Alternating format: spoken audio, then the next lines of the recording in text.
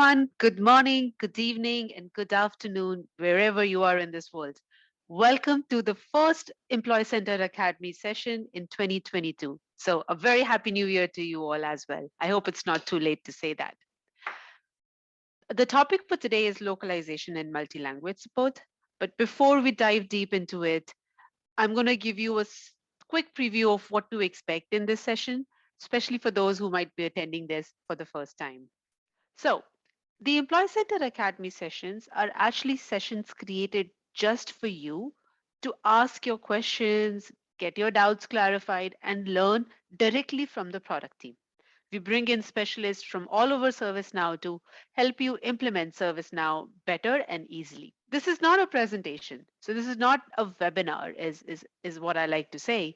It's essentially a presentation where we will have, it's actually a session, not a presentation, where we will have the instance open. We will go dive deep into the product and we will do things like live build and live demos to really get into the technical details of what we are talking about. And then this is run every month. So we will be back next month and we're targeting February 16. The thumb rule is we run an academy session every third Wednesday of a month. Now, if you would look at the bottom of your screen, you should be able to find these icons. One is chat, one is raise hand, and one is Q&A.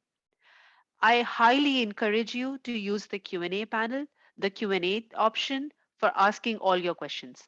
We have panelists who would be monitoring the session and especially the Q&A section to answer your questions. Chat is essentially for all comments, and we may be asking you some engaging questions, which you will answer via chat.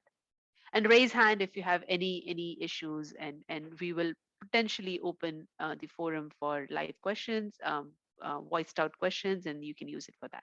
We will have the slides and video available. So the link in community that you use to access will actually have the updated, will be updated to include the recording. And then we will also post a recording on YouTube. Now, I'm pretty sure you're familiar, but just want to point out a few resources. We run the Academy sessions through the community forum that we have for Employee Center on ServiceNow community. Along with the Academy sessions, it has a lot of other rich content, articles, blogs, as well as Q&A. If you are in the process of implementing Employee Center, use the Now Create resources. Really good to help you set up a process and plan. And then the YouTube playlist will have the recording for all of our sessions. So that will be a great one to revisit what we are learning today. Now, like I said, the topic for today is multi-language support and building localization experiences on Employee Center. And we have two really great speakers today. So when we have Alex Coope, who's the Director of Globalization Deployment at ServiceNow, and he's going to be running through most of the slides, and he's excellent. I'm so excited to have you on this session, Alex. Welcome. Thank you for having me. It's going to be fun. And then we have Aditi Priya, who is a Principal Product Manager with the ServiceNow Employee Experience team, and she essentially is the PM for the curated experiences and topic page experiences. So she will be jumping in and out to help address the questions and concerns about Employee Center as well. Thanks for the introduction, Pooja. Yeah, very welcome. Happy to have you here. Let's do a quick preview of the agenda. So we will start with a introduction to localization and multi-language support. There are multiple different facets that you should be accounting for when you're building this support on any ServiceNow application. Alex will walk you through those. And then we will dive in, right into Employee Center and see how we can configure different pieces of it for a multi-language experience. So the agenda slide is up in front of you. We will be walking through, like I said, the homepage, topic page, the widgets around both of them, and then we will dive deep into content knowledge and as well as search. So with that, Alex, I'm going to hand it over to you to get started with our first agenda item. Awesome, thank you. Okay, so I'm going to ask a question. People can either put it in a Q&A, or they can DM me directly in the chat, or they can put it for everybody to see. It's completely up to them. But if you're brave enough to, and if you want to, could you drop how many languages you currently support, or how many languages you want to support? Or are you early in your journey, or are you late in your journey? Because I'm just curious to see where people are on their localization journey, if that makes sense. Awesome, fantastic. I'll keep looking at that chat as we go through. Okay, Pooja, if we go to the next slide. So we need to go through some really important terms before we get through to how we do things, right? So we need to understand some concepts first, okay? So if we go to the next slide, the first term that we need to think about is called internationalization. And that's the idea of a process or an application or anything that's technically being built that can work without any dependencies on the location, right? So if you want to have it work equally in English and equally in French, then it is internationalized. There's no logic dependencies, it's completely agnostic. It will just work in that way, right? So the text can be replaced, it can be shown, think of it like that. Then we have the idea of localization. This is the concept of adding any visual specificity to that process or application. So you could think of it as maybe a different currency on a catalog item, or it could be a date format on a calendar, little things like that, or the first day of the month or the first day of the week.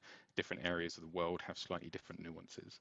Then we have the idea of translation. That's quite literally the act of performing the text replacement, somebody or a team or a machine saying, okay, I've got my English source and I want to translate it into French, or I want to translate it into Japanese, or any other language pair along that idea. And as I said, it can be machine translation or it can be by people translators. And then you have an umbrella term, which is called globalization. And that's one of the things that I look after. So it's the idea of bringing all of these different concepts together for that single output. Okay, and for the keen eyes amongst you, you may notice some shorthand codes for each one of them. Internationalization, otherwise known as I18N, localization, otherwise known as L10N, and translation known as T9N. Sorry, don't worry. And globalization known as G11N. And what that basically means is if you count the number of letters between that first letter of the word and the last letter of the word, then that middle bit, if you will, is the number. And that means people who speak other languages know exactly what you're talking about. So it's become an industry term. It's nothing to do with us, nothing to do with ServiceNow. It is just an internationalization, localization, globalization industry term. So you'll find one for accessibility as well, which is A11Y. And if you Google those, you'll see all the different industry terms and whatnot. Okay, so if we go to the next slide, please, Pooja. And apologies if there's any noise. My cat has decided to join me, so we're very welcomed by that. So one of the things that we need to learn about and understand is essentially the fact that languages, especially English, are not equal, right? So we have to consider when we're translating something that there are different concepts at play for terms. So if we take the word sidewalk in the US versus pavement in the UK, or elevator versus lift, they can mean the same thing, but they're a different phrasing, right? So it's all about trying to connect to the end audience that we are trying to do the translations for, whether that's UI translations or content translations. And then at the same time, you can have the same word have a different meaning. So in this example, I say in the US, you've got a chip, which is a snack or crisp, but in the UK, a chip is basically a French fry, but much thicker. It's about the size of my finger. And then in some parts of the US, a couple can mean a few items or a few things. That's fine. And in the UK, it's always strictly two.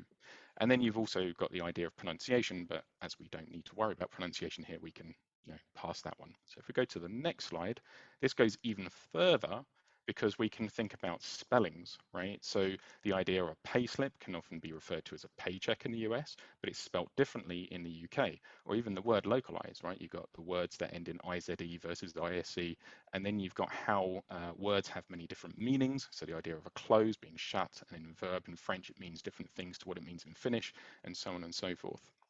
And then obviously you've got the word order and the sequences of words for sentence structures to think about, because it's not as simple as just saying, I'm going to explicitly change this word in this part of the sentence, and then it gets very complicated, which we'll go into the next slide. But then there's also another aspect to think about, which could even be color or imagery, right? So somebody with tattoos on their arms might look really cool in certain parts of the world, but it might not necessarily go very well in certain Asian countries, for example.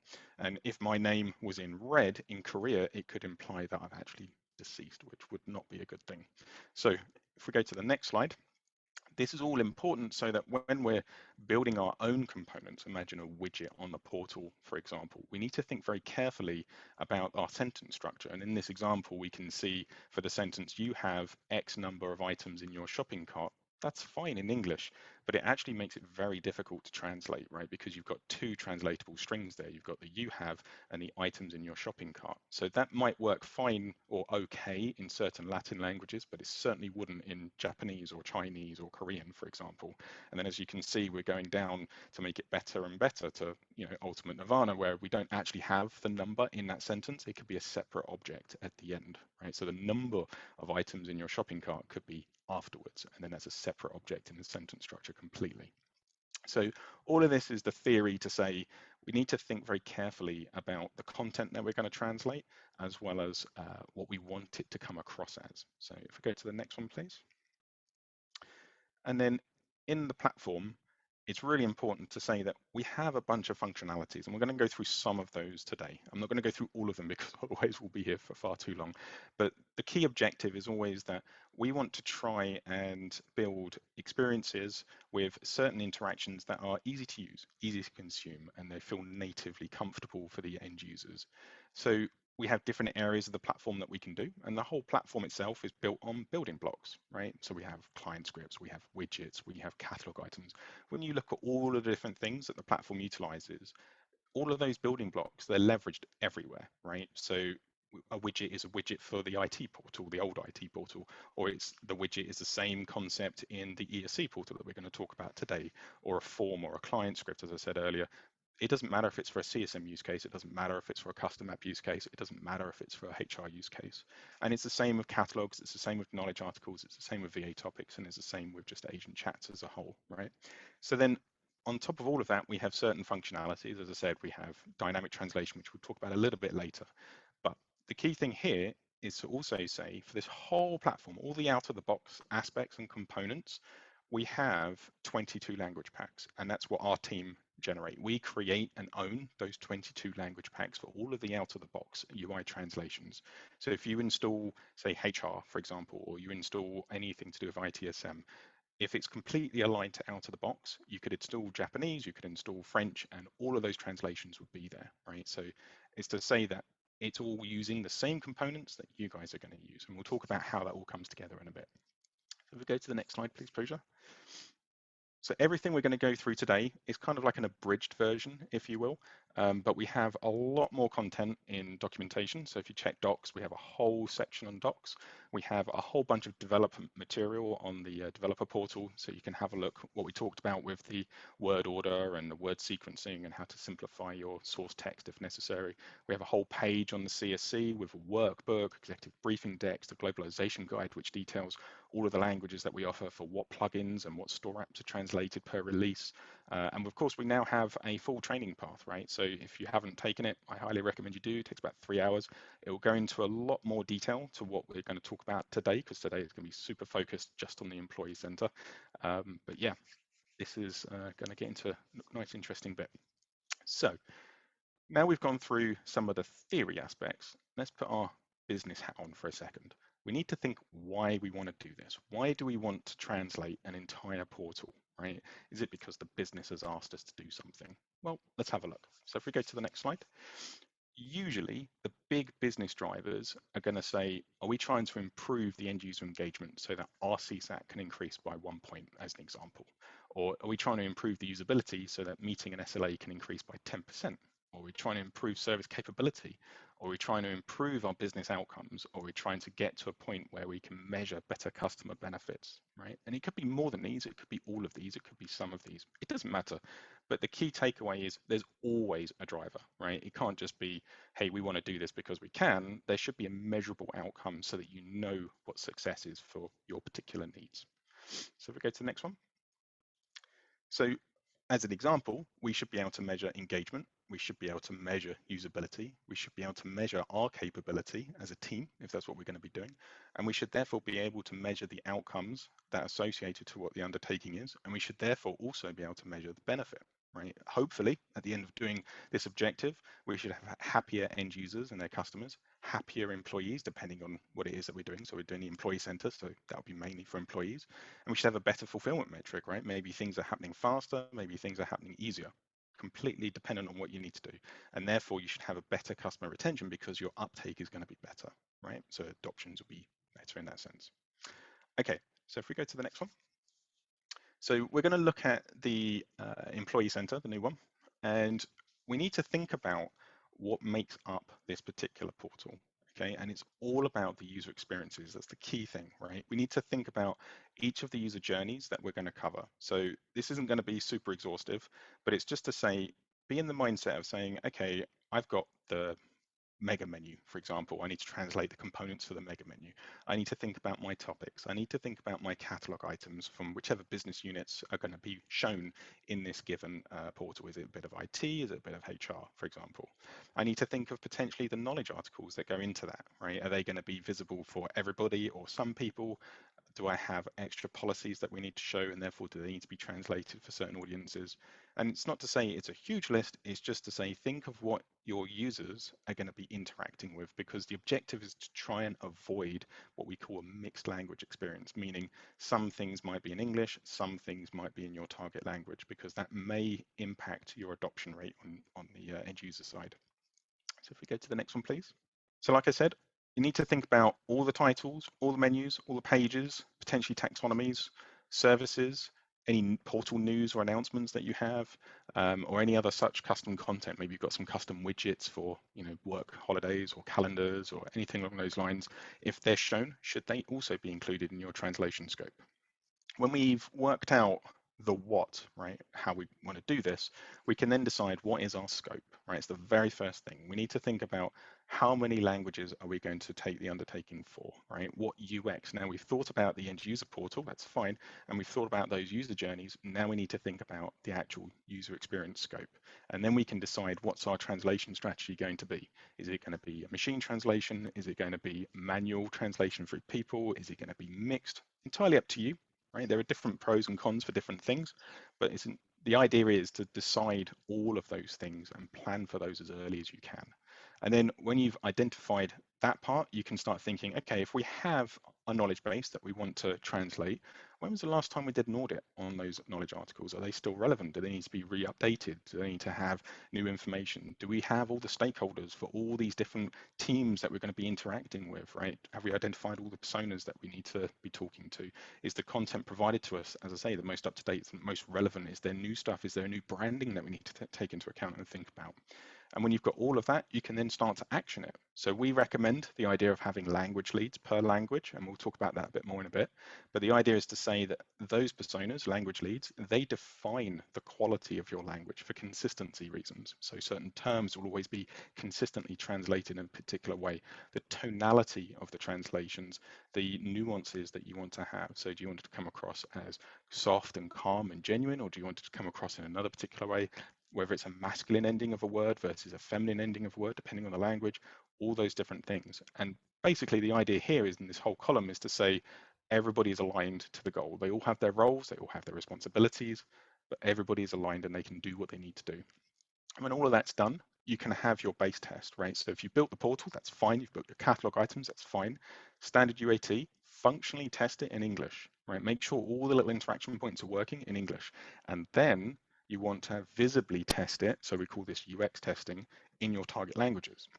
Reason being, you can then validate that the translations have context meaning in situation, right? So if I'm looking at the catalog in French, if I'm looking at it in German, if I'm looking at it in Japanese, does a native speaker understand to the same level as an English speaker what they're seeing? So does the catalog title, make sense to them? Can they navigate? Are the terms consistent in the right way? Is punctuation correct? All those little things. And is everything meaning what it needs to mean? So if we go to the next slide, please, Pooja. So then hopefully with all of that done, we should be able to build out a project plan. This is just a very high level one to give you an idea. It's not to say you have to do it like this. It's just to say you can have your milestones, you can have your stage gates, and you can say, right, here's our scope point, here's our identification point, here's our content review if we need to do one, here's our solution design review if we need to do one, here's our build time frame if we need to do one, here's defining out the solution content and all your testing and factoring the UX testing if you need to. Now, general best practice is to have per language UX testing if you can. And it's not to say it can't happen in parallel, it can. It all depends on how you structure your given project or your given program.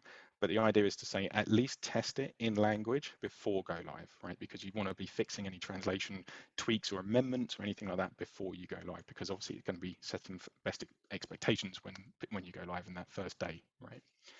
Okay, so as I said, it's really important, and I know I've said this quite a few times, so I don't want to beat the bat too much, but it's really important to really think about that difference in testing. So functional testing is fine, but just view it, at least go through those user journeys in the other languages in question. And there's a good reason. So if we look at this next slide, this is just a very simple example. So I got a sentence from our Japanese language lead, and I said, you know, how would you write in Japanese, hello, when will my case be updated, right? That's the intention that I wanted. And you can see some very rough outputs from Google, from Azure, and from DeepL, just to say, you know, how does it come across in an untrained MT, a cloud MT provider? And you can see that they're very different, right? So the idea here is to say, passing something or a string or a sentence through a cloud MT provider does not necessarily mean it's always going to be a perfect translation, hence that UX testing that we talked about, because you might find some of the translations could be very amusing, just to say it lightly, but then at the same time, it doesn't necessarily know or understand your terminologies. If you've got phrases in your business, if you've got other contexts that you need to train it on, right? So if you want to go super mature, you can have your own MTs and you can train your own memories, right, with your own style guides. But just to say that if you're wanting to use the likes of a cloud MT provider, just expect that you might need some tweaks depending on the language, depending on the content type that you're translating. So if we go to the next one. And the way you can get to that is you can have, as I said, those language leads, right? And they can be a part of your technical or your delivery team. So the idea here is you can have a steerco, or you can have the platform ownership. Then you'd have your development team, which would be in a technology work stream, or the technology team, if you will, of any other guys you want to put it as. And then you'd have your language aspect, right? Language leads, one per language typically. So you'd have, for example, a French language lead, you'd have a German language lead, a Japanese language lead, and so on and so forth. And these people act as the policy holders of that given language, right? So the idea is to say they define how certain key phrases are translated, like the word case, for example. There is no word for case in Polish, for example. It actually just means suitcase. So you'd have to use a different word in Polish. You might find that other words don't necessarily work in, say, Japanese. The idea of an issue or an incident or a problem, it may have a very different meaning. So there's all sorts of different things to think about. But the idea there is to say, whatever you're translating, whatever you're building, create consistency. And the idea of a language lead can help you do that, right? Because when you're training your audience to say, you need to go over here, and whatever here is, it has that consistent phrase, right? So if you refer to a catalog item in a particular phrase, then everybody knows what you're talking about. Okay, so I'm just going to pause there for a moment because that's quite a bit of the theory. Alex, I can brief you on the questions. So sure. There's one more question which is pretty good. I think will be a nice one to keep in mind as you're talking about configuring Employee Center, because many customers have that. So their HR supports 13 different languages, but the IT or facility supports only English. They are consolidating both of these with Employee Center. And the question is, how can we have a mixed language experience? What's the best practice guidance that you would have for them? That's one. And the Joseph one that you read out was more around, can we have something on the dashboard or maybe in the header to pick out the language that you need? Yeah, that is a good question, both of them. Okay, so let's go to the IT and HR language quantity question. Okay, so it's not uncommon to have that kind of situation, because maybe IT originally bought the platform and then HR will have potentially different needs in this new world that we're in, right? And that's not an uncommon scenario. So from a purely technical and user experience perspective, it is ideal where possible to try and translate the catalog items. And there are some quick ways to do that, to try and minimize that disparity of a mixed language experience. It's not to say you have to, but then, as I said before, it's about that user experience and trying to make it as comfortable for the end users as possible, because maybe they don't necessarily speak very good English, and they may not be able to understand it. So whilst the platform will always show English as the fallback language currently, right? So if I'm looking at the system in Japanese and maybe there isn't a Japanese translation there, it will show me the English, so there's no white space on the page, so to speak. Then yeah, you can after the fact translate something, right? We'll talk about that later. But like I said, the best practice would be where possible to translate them to build it up as an equal offering per language. I just saw another question come in as well about VA. So VA does support multiple languages, yes. There's actually two parts to that concept. There's the idea of what we call a structured conversation and a non-structured conversation. So think of a structured one as saying the topic is always going to present option A, B, or C, right? And it's never going to be a free text response. They're just message records. So every language just has the translations of whatever those responses are. When it comes to free text responses, then you actually need to train the model of that topic in the language that you expect to receive those responses in, right? Because it's free text. So you'll actually need to train in that language utterances. So you'll translate the utterances in a new model per language that you want to do that in. So yes, it does absolutely do that. And if you check on Docs, there is actually an article on Docs that says natural language understanding supported languages, I think it's called, or just do a search for NLU supported languages and it gives you a nice table of what there is. No worries, Chris. Now mobile does support other languages, yes. The mobile apps themselves have our out-of-the-box translations in them, and anything you add on the instance itself will be downloaded as well. So if you translate a catalog item, then it will be shown. The caveat with the mobile apps is the actual device itself, so the iPhone or the Android device, needs to be in the language that you intend to show. So if you want somebody to see Japanese, their device needs to be in Japanese, otherwise some strings won't get shown. And the reason we do that is because we contain and call certain phrases like see more or see all from the OS level, so that we don't need to send as many translations in the mobile app. So just a catch there. I think I did a blog post about it, but I can put the post about that later. That's fine. Okay, so I'll keep some of the questions there for a bit later because I know we've got a fair bit more we want to get through, and I know it's a very interesting topic. So I want to get through the architecture of some of the translations in the UI layer. And when we've got through that, it will start making more sense for other things that we're going to do in a bit. So when we're doing portals, we need to think about best practices, coding standards, how scripts are written, because it can be very easy to have exposed HTML text, right? So chevron, this is my text, or hello world chevron between two div tags or a TD element or anything like that. It's very easy to do that. However, if we want it to actually show in a translated form, it actually has to call the message API. We're going to go through a little bit of that today, and I'll show you how that works. But yeah, the most important thing is, the best way I can think about it is a bit of instance governance and coding standards, really important themes. So let's go to the next one. So we need to think about the tables that we use for translation, and think of it like this. The next slide is going to say the language table. So obviously we need to have a language record defined. And this table will automatically be populated when we install our language packs, right? For sure, that's fine. If you install French, then obviously there's a French record in there. It defines the language as left to right. No worries there. If you want to add your own language, that's called self-localization, then you would need to create a record in here. So imagine Bahasa Malay or Vietnamese, because we don't currently provide those language packs in today's world. Then you would also need to create an option per language that you have translated on the instance, so that the end user can choose that language. And so it's not just the language record that you need to populate here, it's also the sysuser preference record as well, per language. So it will say that language in English and that language in French and so on and so forth, so they can choose back and forth. Okay, so when we've got the language record sorted, that's fine. So if we scroll down to the next one, there's then 5 key tables that are used across the entire platform for UI level translations. This applies to all UIs, right? So whether it's workspace, whether it's portals, whether it's mobile apps, whether it's forms in UI 16, it doesn't really matter. The 5 tables are pretty simple in this regard. So anything that's scripted, so imagine an alert in a client script, imagine an info message or a field message in a client script or a business rule, then if it's called correctly, then that would populate a record in the sysui message table, and we'll show an example of that in a moment. If you've got a drop-down choice, imagine for a variable or for a field like the state field, then that will be an option in the sys choice table.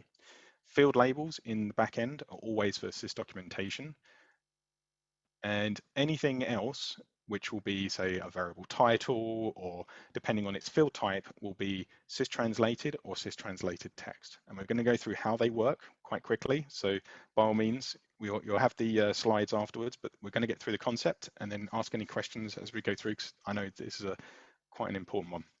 So if we go to the next slide. Rob, yes, there is.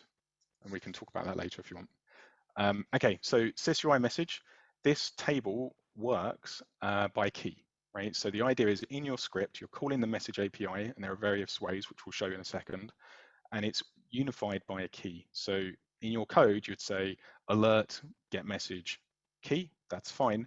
Then there'll be an English record in the sysui message table where the key is whatever you need it to be, and then the message that's shown is whatever you want it to be, right? And there's good practice for English records in this sense, because then if you want to change what's being shown, you don't need to change your script. You only change the English record in this table, right? So if we scroll down to the next slide, the translations themselves work by having duplicated records against that given key for that given language. So as you can see in the screenshots at the top half of this slide, you've got the server-side example, gs.addInfo message, test messages. That's not good because it's not calling the message API. Whereas if you look on the right-hand side, if you put the gs.get message, test message mention on the right-hand side, then it knows that that string has to be translatable, right? Because it's going to look in the sysui message table for whatever the session language is. So providing there is a record in there per language you want it to show, it will then be able to be translatable, as you can see in the screenshot at the bottom. So client scripts do things slightly differently, but the concept is still the same. So instead of gs dot, because gs dot is server-side, you can see an alert will just be get message, and a show field message on the form is also get message, and you can see that there. And then on the HTML components, you've got UI page examples and you've got widget examples. You can see in this particular side, you've got either a $brace or you've got $brace gs.get message, and you can see $brace in the widget example as well. It just needs the text being sent. But the objective here is still the same.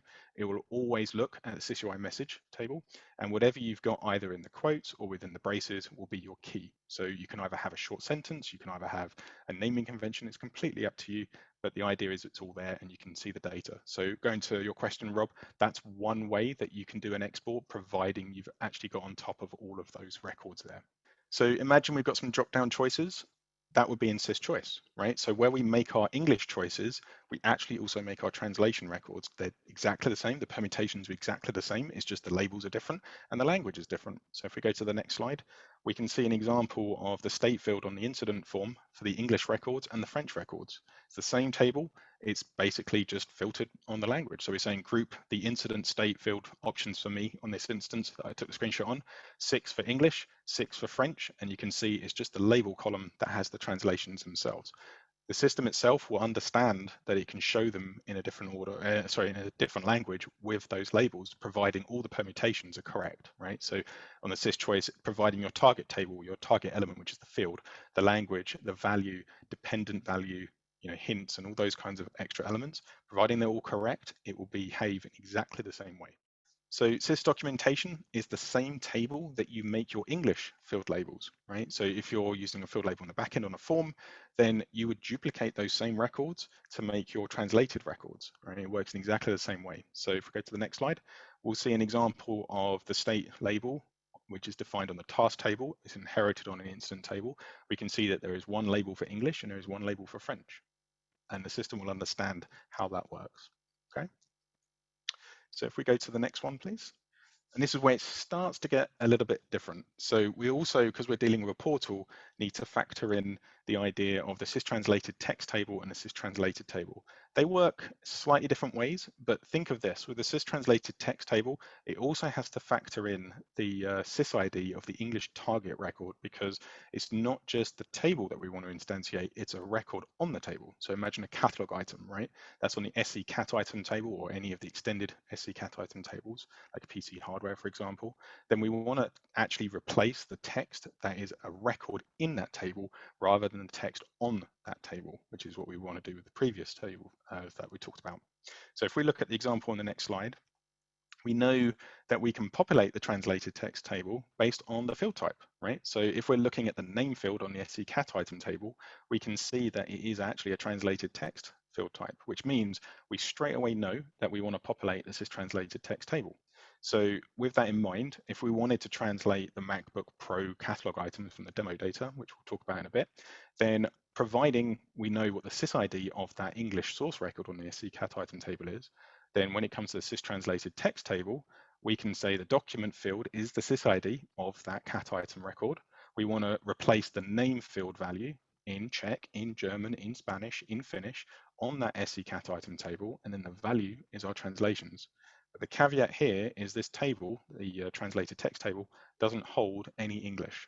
So it's important to just remember that. It holds the translations themselves. Sys-translated works in a very similar way, just without the need for the document key.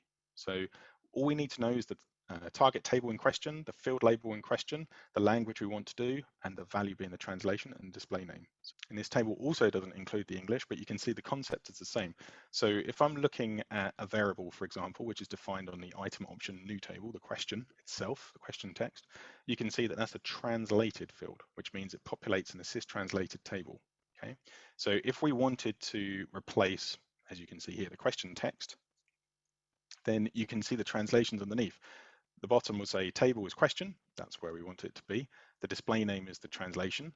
The element is the field name. The language is the target language for the translation. The value is the English value that we want to replace. And then you've also got the label for translate. And the reason it's done like that is because of the two different UIs that we want it to show in. One's on the portal side and one's on the backend side. So that's why you've got a difference between the display name and the label for translate. Okay. So if we go to the next slide to give an example of how it all comes together, imagine if we have one catalog item on our portal, which has one question and it has a choice in there as well, like a drop-down choice. You would have to populate the following tables on the right-hand side for those translations, right? So you'd have a record in the sys-translated text table for the name against that cat item. You'd have a record in the sys-translated text table for the description of that catalog item. You'd have a record in the sys-translated text table for the short description, a record in sys-translated for the example text or question text or tooltip and so on and so forth. And you can see how it's all structured in this particular way. Okay. And we'll show you, if we have enough time, a quick way of being able to translate these, because I'm sure some of you are going, oh, that's a lot I need to map and manage. There's a really neat feature that came out in Quebec that can simplify this. So this goes to the idea of that ITHR number of languages question that we had earlier.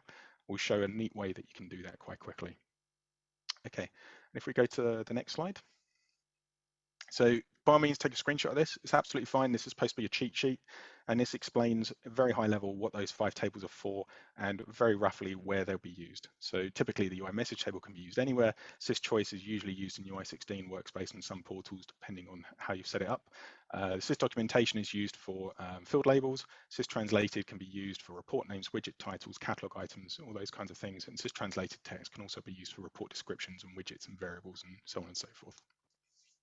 Okay, so now we're going to get to the crux of it. How does this all apply to the Employee Center?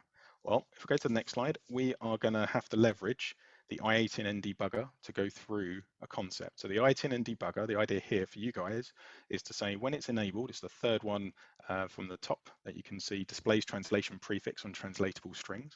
When that's turned on temporarily, because obviously you'll need to turn it off afterwards, it should show a prefix against any UI string for those 5 tables. So it will say if it is an MSG record for the sysui message table, or if it's a TRT for the sys-translated text table, or if it's a TRF. So if we go to the next slide, we can then turn it on against our Employee Service Center, and we can see that there is a prefix against every UI element there, right?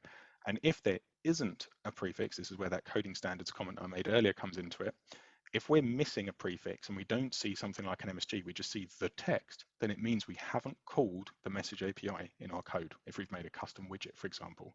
So we need to go and rectify that, make sure it is calling the message API, and then the system will understand that it can be translated. So you'll see that there's a TRT next to HR in the top left in the mega menu. There's TRT next to IT. There's TRT next to workplace. And if we go to the right, we can see MSG for my tasks, MSG for my requests, MSG for cart. So already we can see which of the tables that we would need to populate to make up whatever it is that we want to do.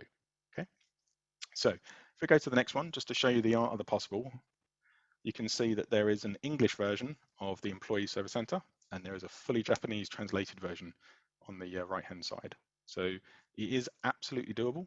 There are ways, there are techniques, but the idea here is to say if you know how the 5 tables work, then you can absolutely do that. And we're going to show you some cool little tricks in a bit. Okay, so going specifically to the question between IT and HR, this is the number of languages, IT being one and HR being more than one. If we go to the next part, the question is, how do we manage this UX, right? How do we get into a structure where we can handle this type of scenario? So let's think of ourselves in the platform being wider, right? More of the business is using this platform, and there are different business units with different business areas. So if we go to the next slide, we can start asking ourselves at the organizational level, is another part of this platform being used? Well, yes, now there's IT and there's HR. And if so, what languages do they support? Well, IT might use English, they might use some others, that's fine. And HR might use others as well, that's also fine. And then we can ask ourselves, like I said earlier, would it be a good user experience if it's not consistent? And what would be the impact on our publication pipelines, right? Would it impact go lives? Would it impact how we do our testing and what the considerations that we need to think about? And the key thing there is there any benefits for us all collaborating together for that greater outcome, that greater good? So one of the things that we recommend at ServiceNow, if we go to the next slide, is the idea of a center of excellence and innovation. If you haven't seen it, by all means, check it out. It's fantastic guidance. It's a great idea and it's a great initiative. And it's about trying to harmonize how development on the platform comes together within the given organization, right? Because the objective is consistency for the user experience as well as development consistency, which can correlate to time, it can correlate to cost improvements and benefits and all sorts of other things if it all comes together. So if we go to the next slide, the idea here then is to say, okay, we have some IT requirements, whatever that is. We have some HR requirements, whatever that is. And I've put global dev team, but think of it as a shared dev team across the organization. It's not global in the world sense, it's global as in the organizational sense. And then as an organization and an entity, you can design your own dev process, whatever that needs to be, right? This is just saying, as an example, you're triaging your requirements, you're prioritizing whatever those requirements are. You know what your solution needs to be because you've got consistent outcomes and consistent delivery methods. And because of that consistency and you're delivering requirements for all the different business units that you need to cover, you know what that localization process needs to be, right? IT's not doing their thing and HR's not doing their thing. And therefore your testing can be similar because you know how to do it, right? You've learned from your previous go lives, you've learned from your previous implementations together. So if we go to the next slide, the idea here is to say, okay, we've got our consistent development process, whatever that is, whatever that needs to be. But the objective there is to say you've got your governance layer, right? From a technical standpoint, you've created your governance layer, and therefore the outcome for you guys will be consistency from a technical perspective and from a localization perspective. Then as an idea, you can have it fit within your release cadence or your release milestones, whatever that needs to be. This is not gospel, so don't take it as gospel. This is just to say it's an idea. Does it fit within sprints? Does it fit within go lives? Does it fit within your release cycle? Completely up to you guys how you do that, but it's just an idea to say you can fit that QA if you need to. So in theory, if you go down this route, you can then have technical benefits, you can have capability benefits because you'll know how to share development styles for the different business units if you need to. Your language consistency will be better because you've translated in a consistent manner. So maybe an incident is the same everywhere, for example, maybe the word case is the same everywhere, for example. Your translation process will be the same. Maybe you're using the same vendor, maybe you're using the same team, maybe you're using the same people, maybe you're using the same style guides. And then it obviously goes for a better user experience because the end users, whoever they are, internal or external, or however you need to do it, will be what you need it to be, okay? All right, so before we go into anything else, are there any other questions that have come up? Alex, one that we may want to address is how are translations handled during an update? So very good question. What gets updated? What needs to be imported as an Excel or something else? Very, very good question. So if you add your own translations for any language, then we won't touch them. It's as simple as that, because we won't know about them. If you edit one of our translations, I prefer it if you raised a case on high and explained if it was good or bad translation, so we can review it. suffice it to say, if you were to edit it for whatever reason, we would identify that during the upgrade process as a customization, and therefore it should, by all counts, be ignored. So we check to see if there is a record entry in the sysupdate XML table for that given translation record, and if there is, then we shouldn't touch it. We'll let you keep your translation. We don't want to override your translations. So that's a good question. Is there any others? Thanks, Alex. One more that we may want to answer is, um, is there a way to separate user language experience so one language shows up on the portal and a different language on the application view? No, unfortunately there isn't. It's at the user level. So if a user selects a language, then their whole session, whatever they've entered within the instance, so if they've gone into the mobile app, if they've gone into the back-end view, or if they've gone into any of the portal views, it would be shared. So it's at that session level. Thank you. And then there's one more, like, does ServiceNow have an API available with multi-transition translations? It depends. We might have to follow up on that one for Karen, because I did see that very quickly. It depends what your question is exactly. So I'd need to know a bit more about that one. Okay, thanks. Thanks, Alex. No worries. Okay, so let's see if we can see some stuff, right? Let's talk through what we've just done. So I'm going to share my screen. All right, so here is the Employee Center, right? Everybody's familiar with this. You can see that I've got my English, I've got this is the instance that I took those screenshots for, right? So I've got my Browse IT, Browse HR, I've got my catalog items, I've got my taxonomy, and that's all fine, right? We can see that, that's nice and easy. Everybody's got that in English. What I've done, and you'll see that I've added my language picker here. There's two reasons I've added this.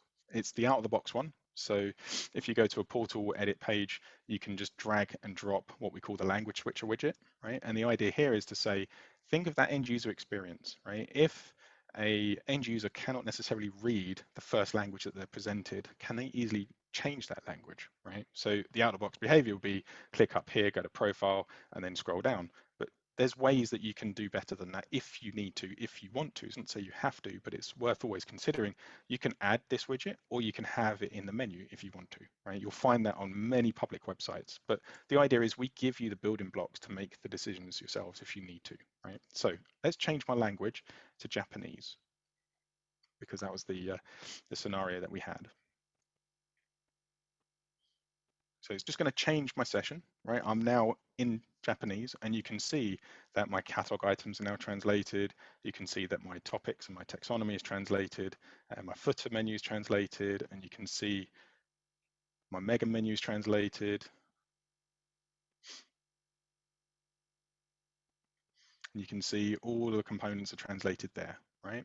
So how do we do that, right? What was the way that we did that? Well, if I go back to English, we're going to turn on the debugger, and then we're going to unpack some of that. So on your instance, if you go to System Localization in the Filter Navigator, you'll see some stuff, right? You'll see the languages, you'll see the translated name fields. These are the shortcut links, if you will, to the tables that we mentioned earlier. The property that I talked about is under here, System Properties, System Localization. This is that property here. You can do display translation prefix on translatable strings, or you can do enable I18 and debugging. Works a little bit like the script debugger in the same context, but I want to make it more persistent for me in this particular session. So it's going to apply for everyone logged onto this instance while it's on. So it's best to do this on a subprod. If I hit save, what's going to happen now is we're going to see a prefix on the refreshed aspect. So if we go back to our portal, we'll do a refresh. And we should see each of those prefixes. Notice loading has MSG, so straight away, that means I need a record in a SysUI message table for that to work in another language. You can see MSG for request, TRT for payroll. These are the catalog items. We can see TRT here. We can see TRT for our topics. We can see TRT for all these values. And if you see two entries like this, it's actually the one on the end that you're looking for because of the way that it's structured. So you follow this ID of the source for the TRT records. And if we look at the mega menu with all the components, we can see that there's prefixes everywhere, right? So that's good, right? We know we can see that it is possible to translate stuff. So if I turn the property off for a second, let's look at how those tables work. We're going to pick two tables just for sake of time. So if I refresh the portal, the first one we're going to look at is my tasks, right? How is that structured in the actual SysUI message table. So we'll take the word my tasks and we can see it here. So we can see that the key being called is my tasks.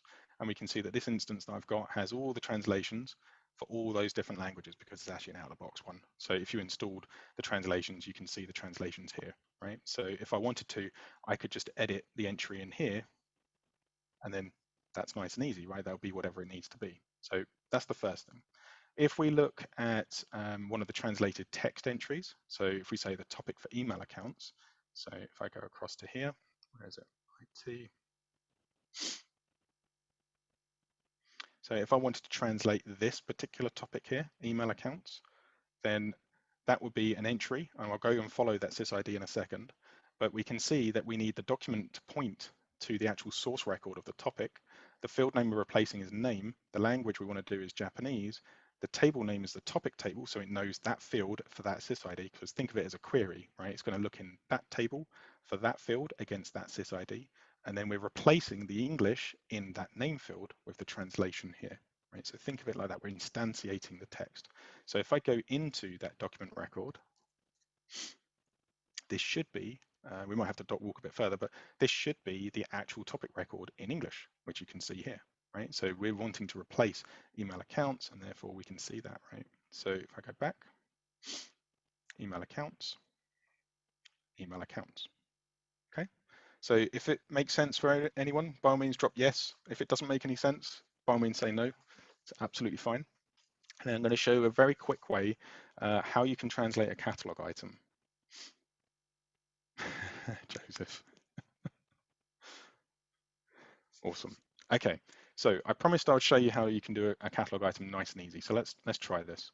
So you can install a functionality as a plugin called the Localization Framework. Okay, and if I scroll up, it's this one here. It's called Localization Framework. If you've never heard of it, check it out on Docs. It's fantastic. Think of it as a bit of an engine. Okay, and in the Quebec release, we launched what we call 2 artifacts. One of them is catalog items, which can cover record producers as well. The other one is VA topics. So remember when I said structured VA topics versus the NLU models? Well, in Quebec, it was VA topics. And in Rome, we also added NLU models. So think of artifacts in the localization framework as the thing you want to translate. Okay, so if we go to the cat item table really quickly, and we're going to pick a laptop item, hopefully the Mac. So we say develop a laptop Mac, and imagine I want to translate that in another language. So if I was the person who's built this catalog item or record producer or COE for HR, doesn't really matter. Notice I have this button up here now that says request translations, right? So if I click on that, I've configured my instance to have the localization framework translate into these languages, even though I have all of these turned on. Now, it's just to show you can do different ones should you want to. Completely up to you, but again, it goes back to that user experience question. But you can see that the API has already worked out that it's translated. But for the sake of this demo, let's just do it anyway into Japanese. And if I hit submit, a task is now going to be generated to a fulfillment team, right? And you can define who that fulfillment team is. So if I go into my list that I've prepared, you can see that here's the catalog item in English to Japanese and it's awaiting translation. So let's have a look at that. It's a typical task that you'd get anywhere else in the platform, that's fine. And you can use pre-canned workflows and predetermined workflows to have single approvals, double approvals, completely up to you guys. But we have a bunch of workflows for you that you can cherry pick and choose rather than having to invent ones from scratch. So I'm going to hit translate. And what we're going to get now is a comparison UI. We're going to see the source of English on the left, and we're going to see the translated target on the right. Now, this is showing purely because the translations already exist on my instance. It's populated in those 5 tables already, right? And if you notice, you don't need to see those 5 tables. They're there. So if I wanted to translate them through Google, or if I wanted to translate them through another tool or mechanism, I could do that if I want to, right? But I can also unlock the protected field because it already has the translations in place. Maybe I say whatever I want and update it. And then that way, when I hit publish, it goes and populates the translations for me. So this way, if you have native speakers, you can just leverage the localization framework, or if you've got an integration with Google, you can leverage the localization framework to do those translations of your catalog items. So going back to the question that we had earlier, if IT have only got English and HR have 13 languages, for example, and you want to bring up that user experience to be equal, this is a way that you could do that. So you could potentially generate these tasks and have them translated for all of those different catalog items that are missing translations. So hopefully that answers your question. Okay, so the last thing I wanted to show, providing time allows, is if you've got the same kind of scenario for knowledge content, I'm going to put knowledge-based structures into a different conversation because that's a bit of a wider conversation and we can talk about that another time if necessary. Yeah, so what we can do at the knowledge base level is we can actually define some languages that we want to generate translation tasks for. So at the moment in knowledge management, we have a feature called translation management, right? So I'll show you how that works in just a moment. But if we go to the knowledge base, I've shown on my one here, IT. When it's installed, you get these extra fields at the knowledge base level. So I've told it that I want to have Chinese, Brazilian Portuguese, Czech, Dutch, etc. in this particular knowledge base. Now it doesn't have any functional restrictions. It doesn't mean you can only or not publish languages outside of this list. This list here is for this field, auto create translation tasks.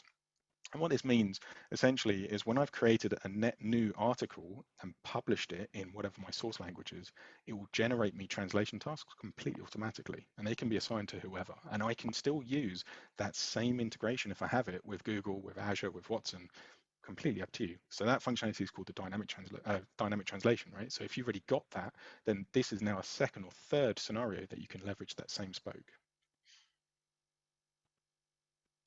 That's a really good question, Yang. They will be there, right? So if you've populated the language table, you will see the options in here. So you can see this is one of my custom languages, Danish. That's a new record, net new, in the sys language table. That's how it works. But yeah, good question. So if we create a very quick test article, and we'll publish it in the IT knowledge base.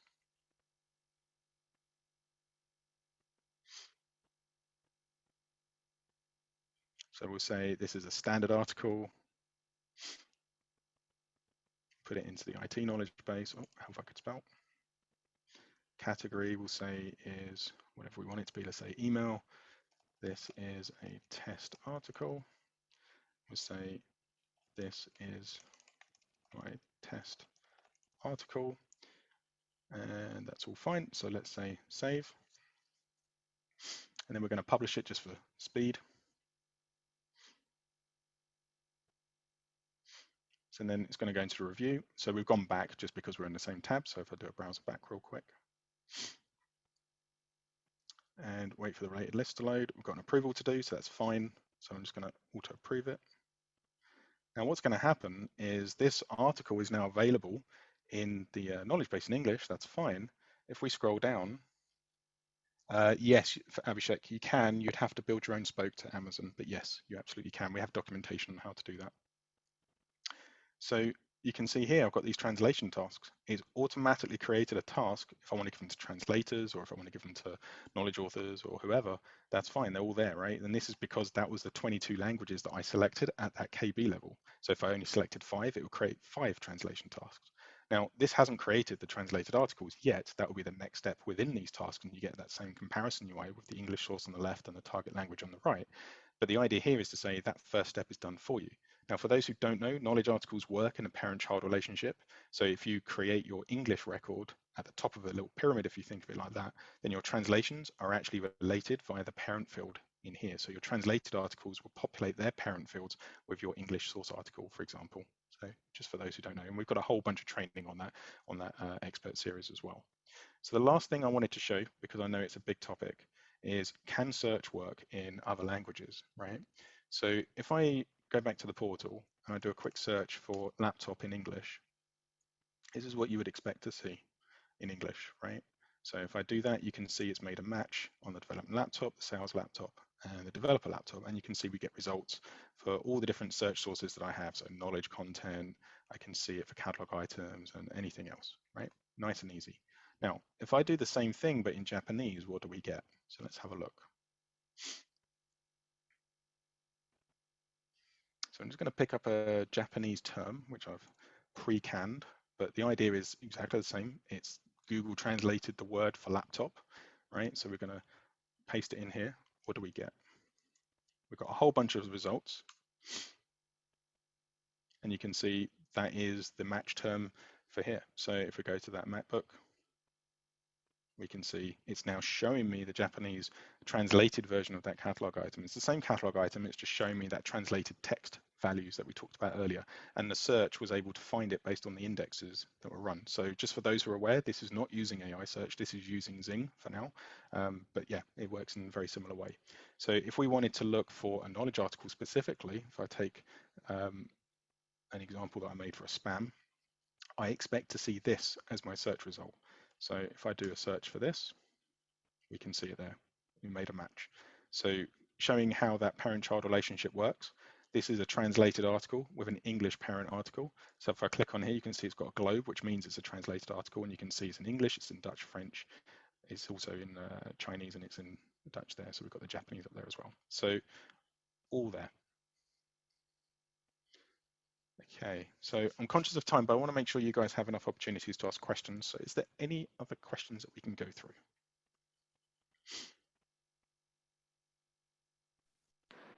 We're almost out of time. We're like over time, Alex. But if there are any one or two questions that you may want to pick up, feel free. And then all the remaining questions for the participants on the line, we will follow up and provide you answers after the session.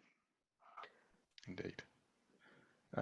Russ, I just seen your question about the upgrade. Yes, I believe that's one for Aditi, but there is a migration path from the old ESC to the EC. Ooh, that's All a good one, right. Milani. Milani, real quick, yes, that will still show you the same catalog item because of the relationship with translated text. So you would still see it, you just wouldn't get a match. Cool. Thank you so much, Alex, and thank you so much, Aditi. And thank you everyone for participating in this session. We will post the recording shortly. Have a good rest of your day.